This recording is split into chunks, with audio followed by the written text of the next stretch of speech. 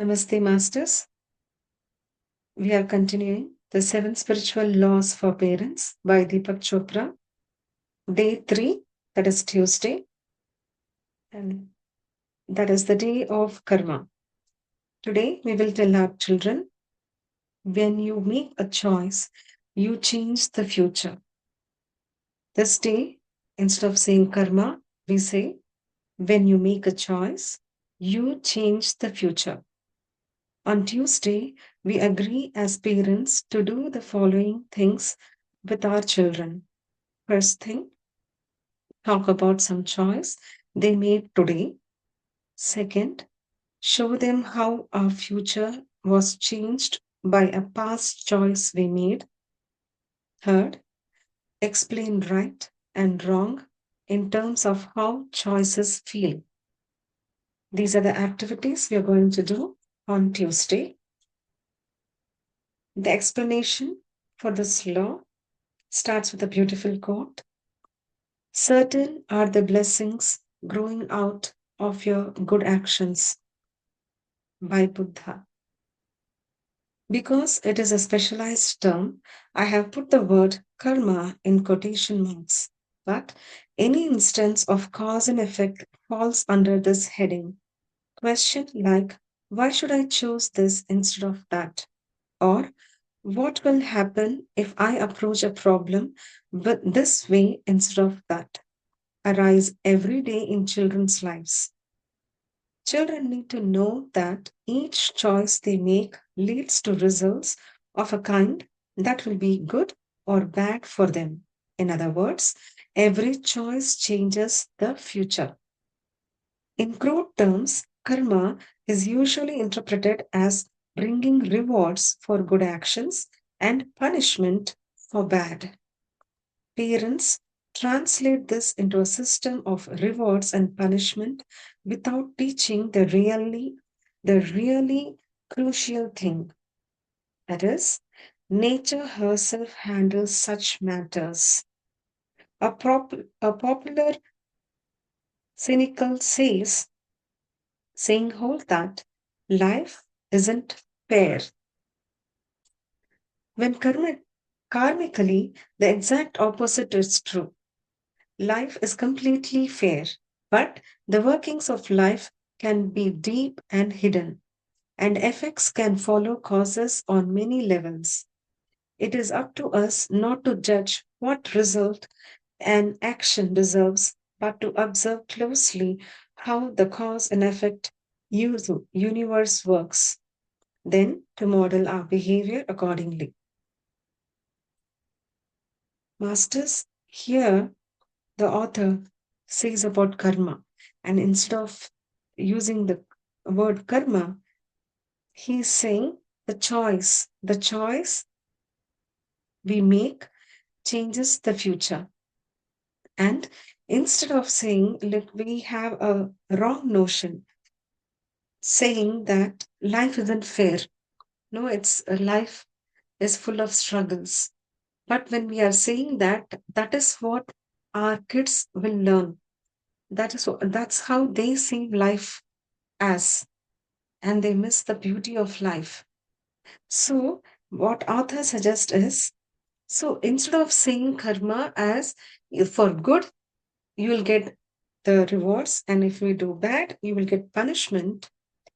That which is a very wrong idea we are instilling in kids about karma. He says that we need to tell children that it happens naturally. The nature handles such matters. What is in our hands is just the choice we make right now. That we need to instill in our kids. Let's continue, Masters. Here, the seven spiritual laws seem to run into conflict with received opinion. For the law of karma states that there is no unfairness, no accidents, no victimization. All things are ordered according to an inescapable system of cosmic cause and effect. Karma is not fatalism. It doesn't dictate that people have to suffer. What it does dictate is that free will is absolute. There is no divine power keeping us from making bad choices, nor is there an escape clause that nullifies the universal rule. As you sow, shall you reap. Karma then involves awareness in several areas, witnessing how choices get made, evaluating their outcome, and listening to your heart, the place where subtle emotion signals indicate when actions are right or wrong. All these strategies can be communicated to children when we teach them how to make choices. Choice in all its complexity is critical to success in life.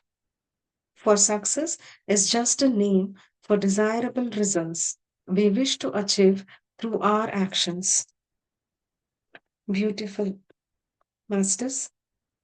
Evaluating the outcome and listening to your heart, the place where subtle emotion signals indicate when actions are right or wrong.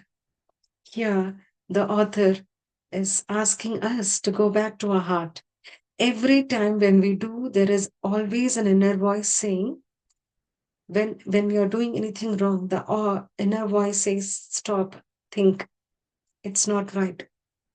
When we are able to get that subtle signals, then we certainly will know what is right, what is the right choice to make. And the author also says the law of karma is not rewards and punishment. It is, there is no accidents, there is no fairness, there is no unfairness, there is no victimization. All it is actually is the cause and effect. The cause, somewhere we have done something and now we are reaping it. And when we understand that, our lessons are learned and that is nullified, that is done. And he was also saying choice in all its complexity is critical to success in life. For success is just a name for the desirable result. So, what they have to do is, what we have to teach the kids is success is just the desirable result. It doesn't, it's an idea. Success is an idea, but the choice is real. The choice is what will make the difference in their life. Let's continue, masters. Tuesday with the children. The three activities for Tuesday all center on talking about choices, how we make them, how they change our lives, what results to expect when we favor one way over another. Activity 1. Talk to each of your children about one choice he or she made today. Naturally, the sky, the limit here. Naturally, the sky is the limit here. Because every moment is filled with choices, just encourage anything that comes to mind. Here, the author is asking to encourage our children to talk about something, some choice they made today. He or she, whatever choice, if they had to choose something. For example, if they if someone was yelling at school and teacher asked them who was yelling, did he keep quiet? Did he point out? Or whatever. It could be as simple as you can ask them to reveal it. Or what choice they made when they were going by bus and he spotted something wrong. Or at house, any activity, anything, any choice. It could be as simple as a choice of a dress. Why she chose the dress today? Was it because of her opinion and she want to please someone else in school? Like her friend was getting pink color and so she's wearing pink color. Something like that. Extend the conversation on the choices. And you can extend more, furthermore, about good and bad choices later. Okay, masters, let's continue.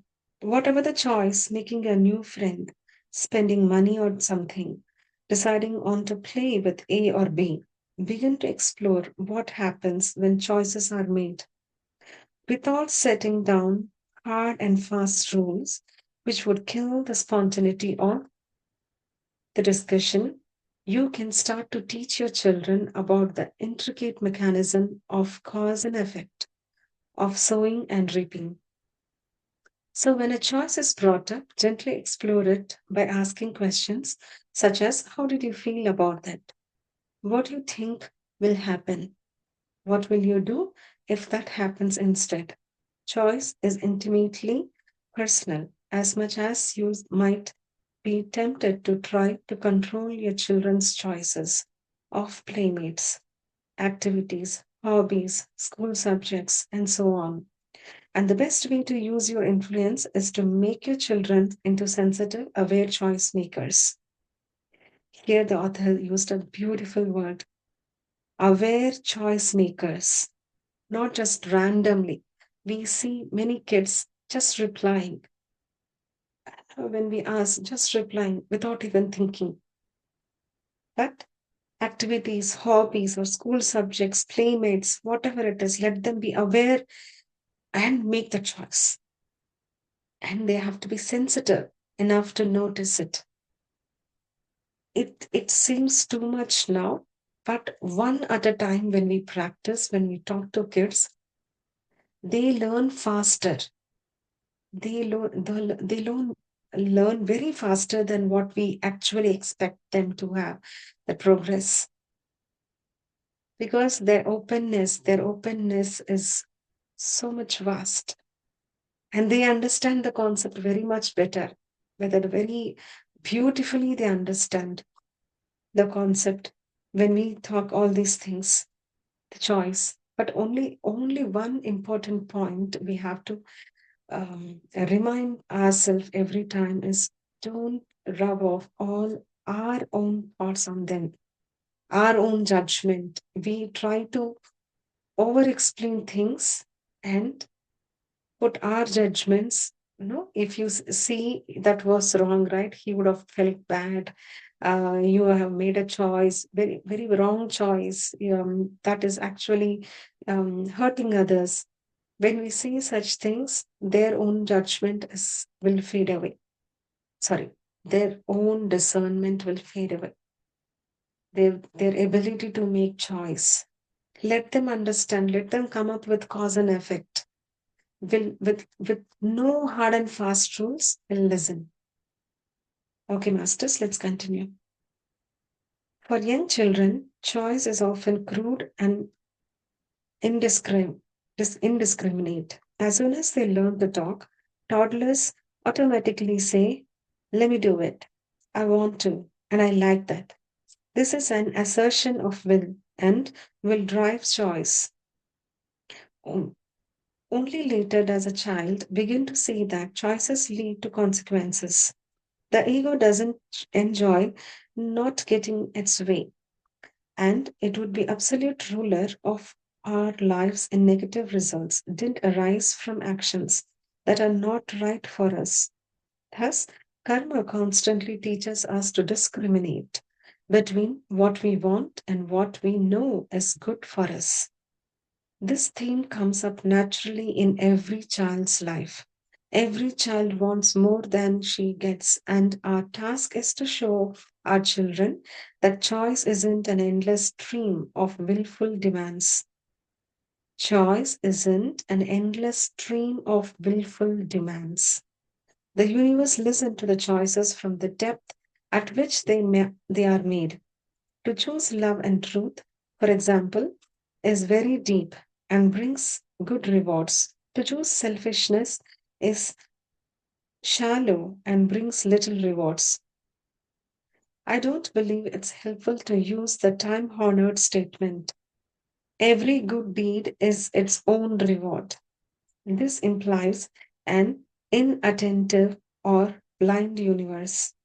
Spiritual masters have all asserted that God or spirit rewards virtue.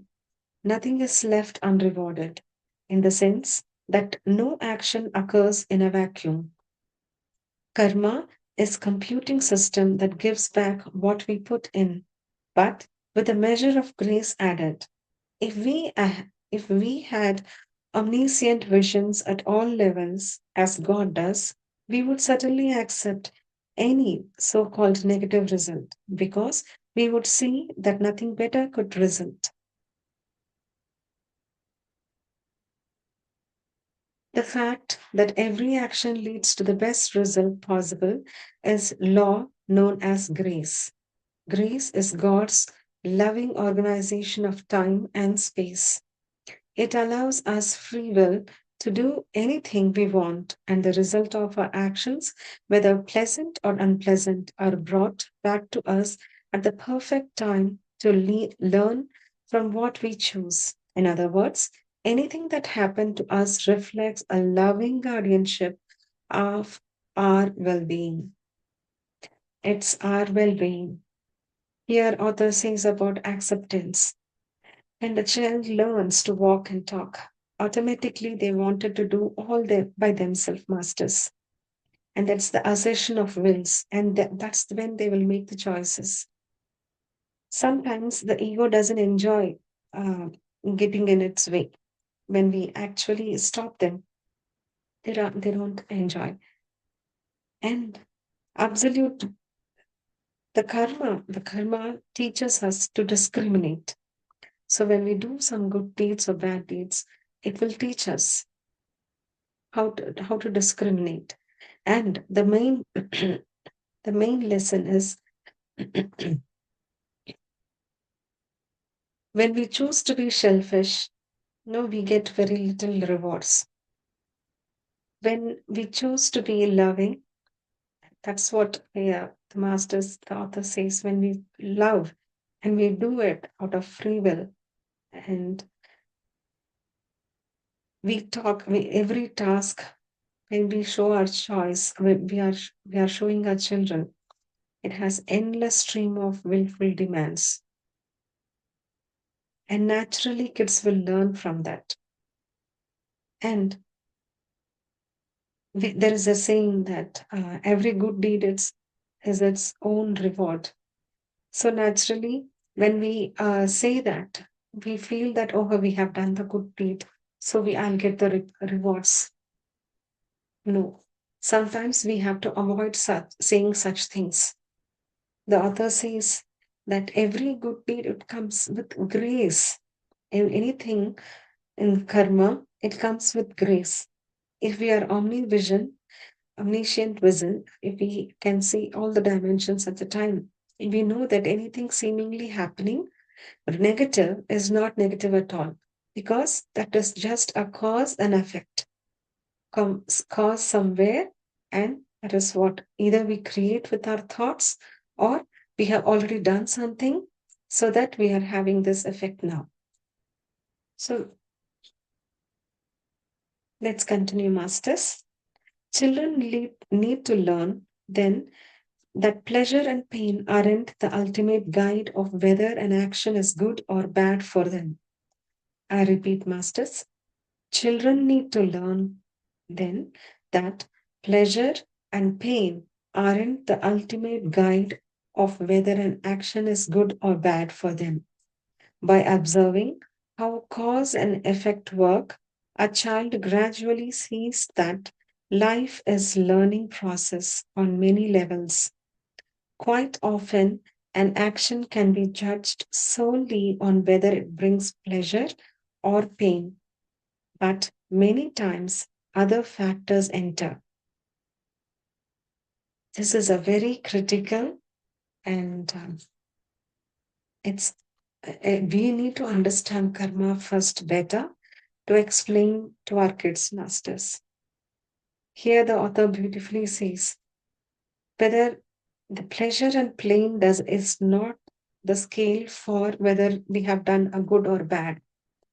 They have to understand the cause and effect. That is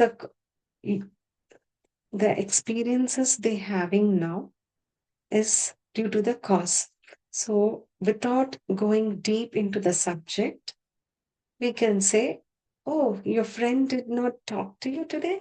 He was not choosing to play with you. Maybe that day you had a fight, so he wanted to take a little off. No problem. You just love him. He will come back.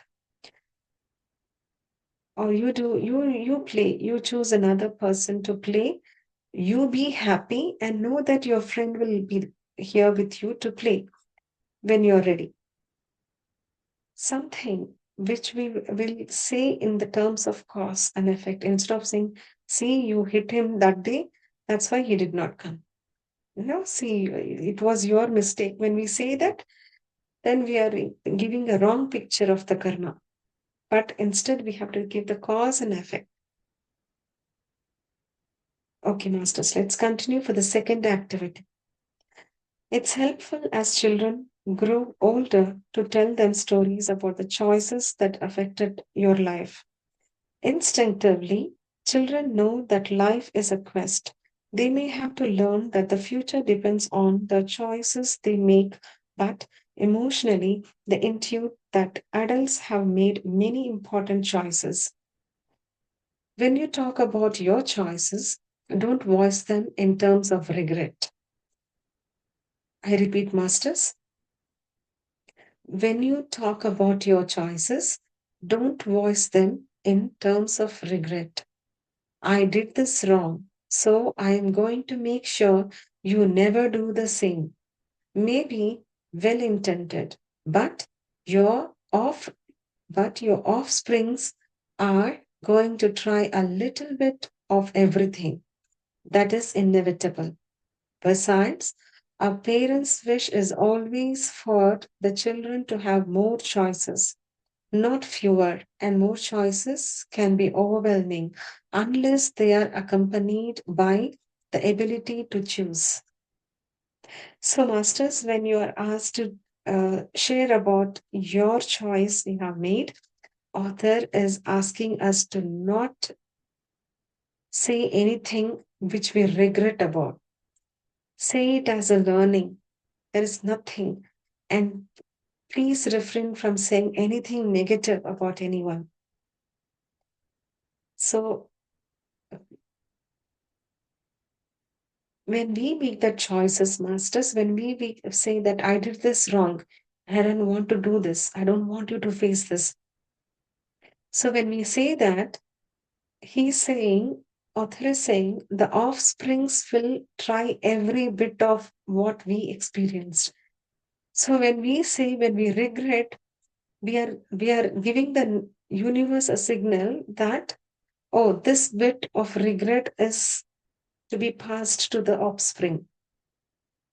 So instead of the regret part, give it as a learning. Okay, masters, let's continue. Activity 3. Talk to your children about how it feels to make one choice over another.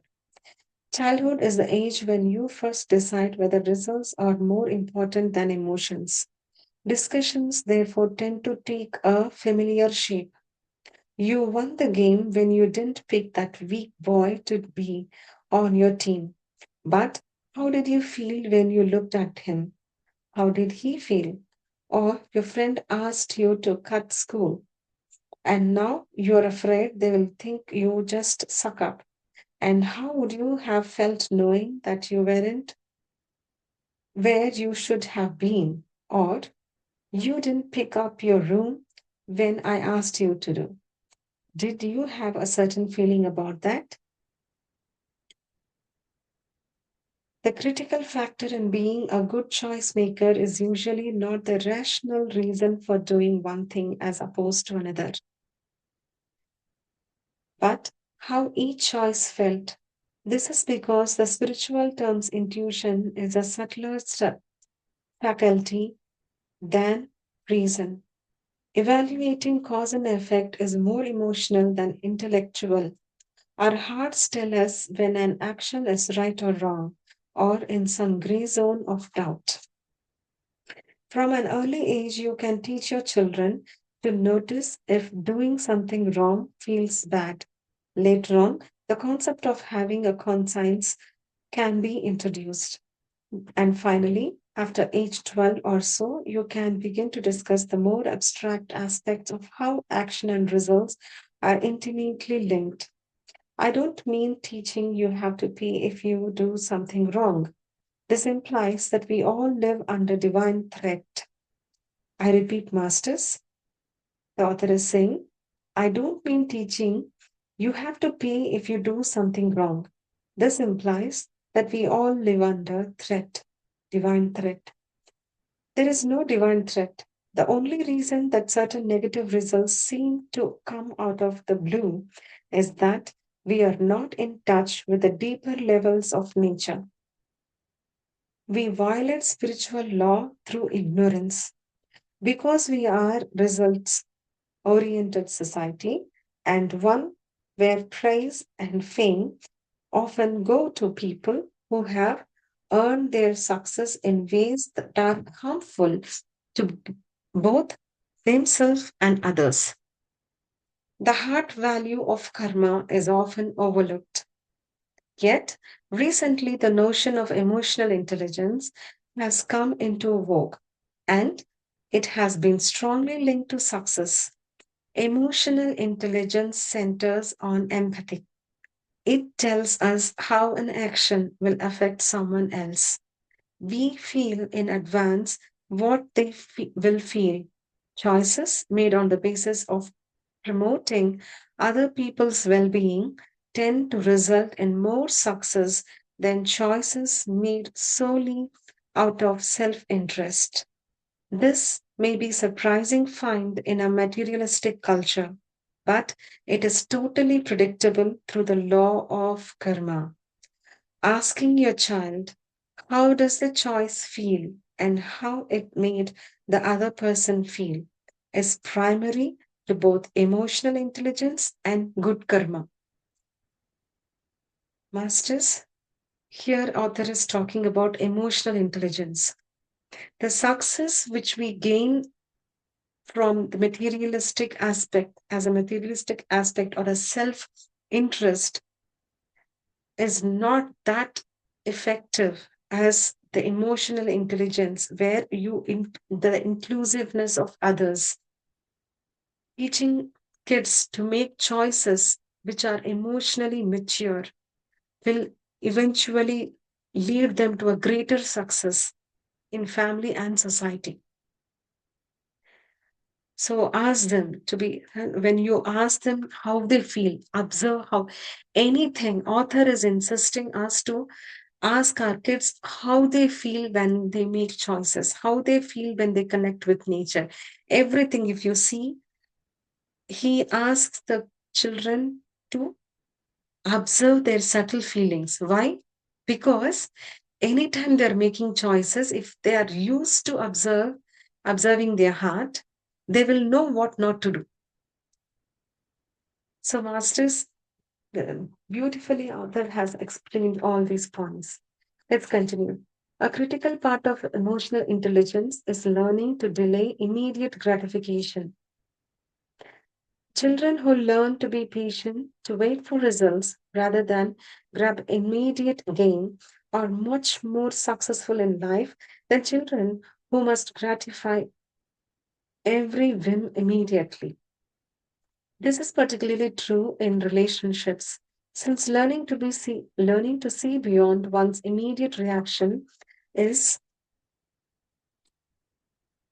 is the first step towards empathy. And without empathy for another person's feelings, lasting relationships are impossible. Spiritually, emotional intelligence is connected to the vitally important issue of ego boundaries. If you feel that you are a person isolated in time and space, disconnected from others, there is no reason to obey any guidance except your own impulses. But if you see that your ego is not the real you, that your self extends without limit throughout of nature, then you can afford to act in ways that are altruistic, unselfish, and empathetic because you realize at the deepest level that you and I are one. Thus, actions are not limited to what I want. Results are not bound by what happens to me. There is an overall flow to life that embraces everyone in larger divine purpose. Teaching children to observe this flow, to see how their lives fit into the universe as a single cell fits into the body, is extremely valuable. The lesson of emotional intelligence can be extended far beyond the emotions to the realm of all action and reaction. In practical terms, what we do on this day is observe our immediate reaction and then ask, is this all there is to a situation? Introduce a notion that every situation contains aspect beyond what any person can see. How to do how do other people see the situation? For example, how did the loser of the game feel? If your child was the winner, how does your children feel when someone else hurt their feelings? Show that it is possible to empathize by putting the shoe on the other foot.